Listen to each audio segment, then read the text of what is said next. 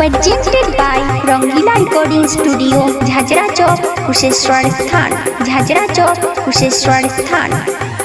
Music director DJ लाल बाबू राजा। हमरा छोड़ के जानू जे भी ससुराल फसरी लगा के हमें मरबोगे जान।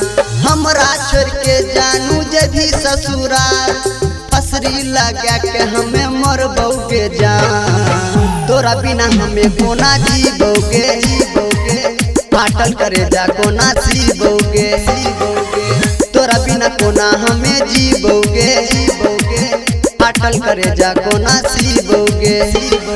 हमरा छोड़ के जानू जे भी ससुराल फसरी लगा के हमें मरबोगे जान। हमरा छोड़ के जानू जे भी ससुराल फसरी लगा के हमें मरबोगे जान। तोरा बिना कोना हमें जीबोगे पाटल करे जा कोना सीबोगे तोरा बिना कोना हमें जीबोगे गाजा दारू खूबे हमें पीबोगे। मिक्स बाय रामन अलबेला। तोरा बिना कोना हमें जीबोगे गाजा दारू खूबे हमें पीबोगे।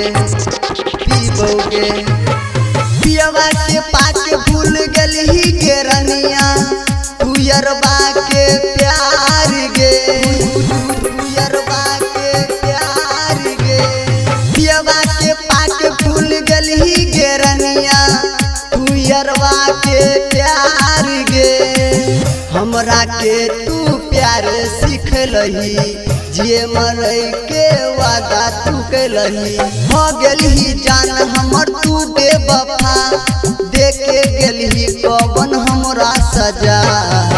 तोरा बिना कोना हमें जीबोगे गाजा दारू खूबे हमें पीबोगे तोरा बिना हमें कोना जीबोगे गाजा दारू खूबे हमें पीबोगे। मिक्स बाय रामन अलबेला। तोरा बिना कोना हमें जीबोगे गाजा दारू खूबे हमें पीबोगे।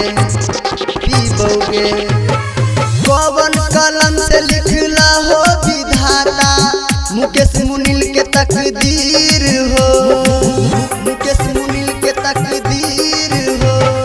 कौन कलम से लिखला हो विधाता मुकेश मुनील के तकदीर हो।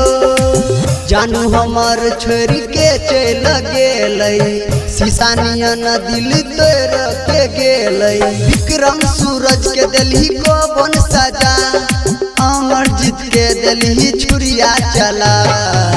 तोरा बिना कोना हम जीबोगे गाजा दारू खूबे हमें पीबोगे तोरा बिना कोना हमें जीबोगे पाटल करे जा कोना सीबोगे।